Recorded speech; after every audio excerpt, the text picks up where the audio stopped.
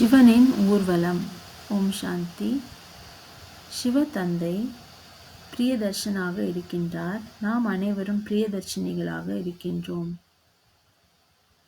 நாம் கர்மாதீத்த நிலையை அடைய வேண்டும்.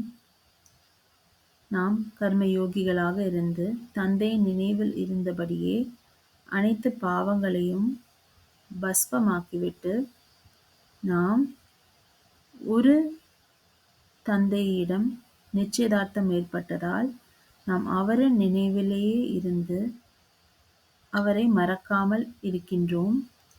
அவரை மறக்காமல் இருந்து நாம் கர்மாதீத்த நிலையை அடைகின்றோம். பிறகு யார் ஒருவர் முதலிலேயே கர்மாதீத்த நிலை அடைந்து விட்டார்கள் என்றாலும் பிரியதர்ஷன் இல்லாமல் எவராலும் வீட்டிற்கு செல்ல முடியாது. நாம் நமது வீட்டிற்கு சிவதந்தை தான் அழைத்து செல்கின்றார். அவர்தான் பிரியதர்ஷனாக இருக்கின்றார். ஆகையால் பிரியதர்ஷன் தான் வந்து முதலில் இந்த ஊர்வலத்தை ஆரம்பிக்க முடியும். ஆகையால் இந்த ஊர்வலம் அவர் மூலமாக தான் நடக்கின்றது. ஆகையால் நாம் இதை புரிந்து கொள்ள வேண்டும்.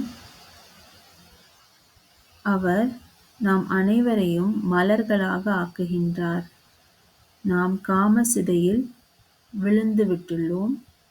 அவர் நம்மை மலராக திரும்பவும் ஆக்கி நம்மை ஊர்வலத்தில் அவர் முன்னே சென்று நம்மை அழைத்து செல்கின்றார். நமது வீட்டிற்கு அழைத்து செல்கின்றார். ஆகையால் இது சிவனின் ஊர்வலம் என்று கூறப்படுகின்றது. இது சங்கரின் ஊர்வலம் இல்லை. ஏனென்றால் சங்கரோ சூக்ஷ்ம வதனத்தில் இருப்பவர். அவர் இந்த உலகத்தை அழிக்கும் தொழிலில் இருக்கின்றார்.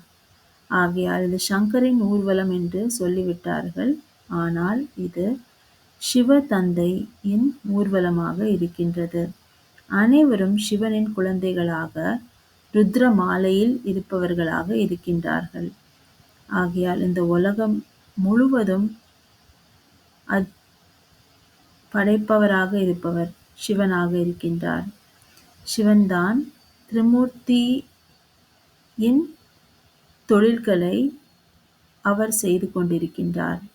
பிரம்மா, விஷ்ணு மற்றும் சங்கரின் மூலம் சிவதந்தை தான் இந்த உலகத்தை படைக்கின்றார். ஆக இது சிவனின் ஊர்வலமாக ஆகிவிடுகின்றது.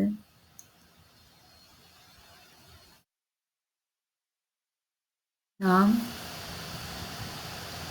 இந்த உலகம் அழியும் பொழுது, அதாவது விநாசம் ஆரம்பித்து பிறகு முடிந்ததும் இந்த ஊர்வலம் நடைபெறும். படைப்பாளர் மற்றும் நமது தந்தை சிவனாக இருக்கின்றார். அவர்தான் நம்மை கைடாக இருந்து நமது வீட்டிற்கு வழியை காண்பிக்க முடியும். ஆகையால் அவர் முன்னே செல்வார். நாம் பின்னே பிரியதர்ஷினிகளாக இருந்து ஒரு பிரியதர்ஷனுக்கு உடன் செல்கின்றோம். ஓம் சாந்தி.